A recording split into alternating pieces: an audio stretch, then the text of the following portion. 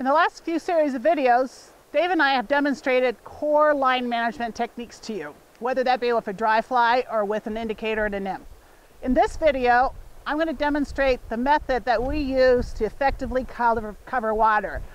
Many anglers you'll see randomly are just casting their fly on the water, jumping around, moving around. And many times we kind of look at each other and say, you know, they missed a lot of water where a fish might have been. Let me demonstrate methodically cover the water.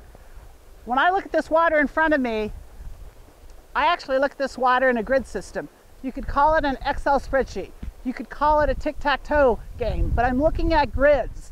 And the first thing I'm going to do is I'm going to fish the water closest to me. Yeah, that water over there looks a little bit fishier than water closest to me, but you know, you may never know where a fish is.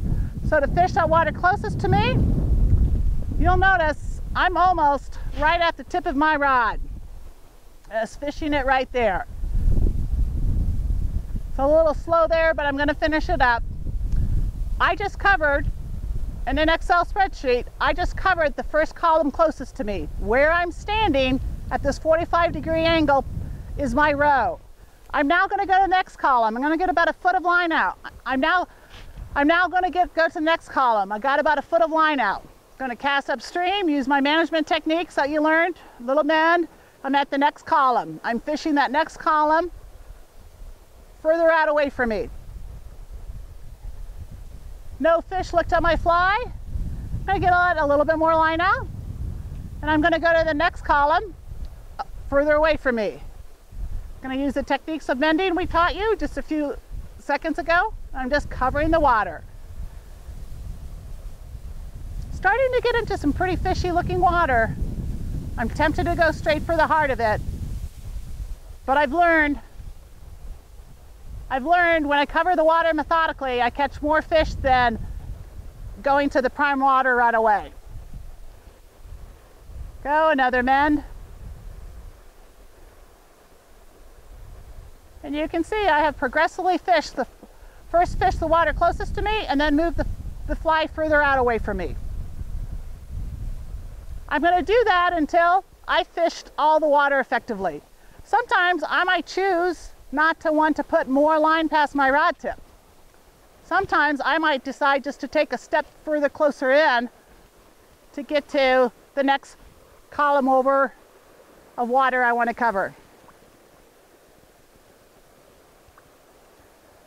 I like the amount of line I'm using right now. I don't want to let any more line out to get to the next column of water.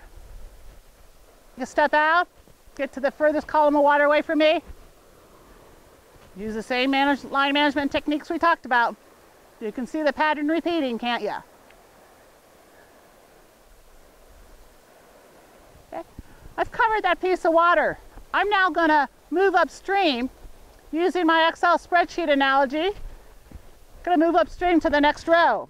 I'm going to walk directly back because I had moved deeper into the water to where I started.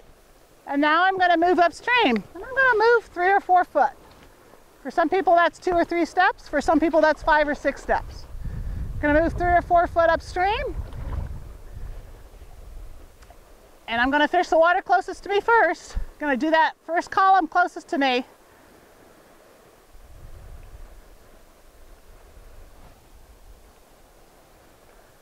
No fish looked at my fly. Got a little bit of line out. I'm going to go to the next column further away from me. Use the same line management techniques you saw in the previous videos.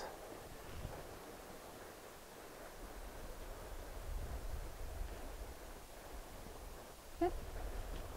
That's how I would recover the remainder of the water up here. I'd work my way out to as far as I can across stream, come straight back, move upstream about 3 or 4 foot, start the process all over. By using that method, by being very precise about it, I effectively covered all of the water in this little run, and I will have found any fish that might have been in there that were ready to eat a fly. Beautiful fish on this guy.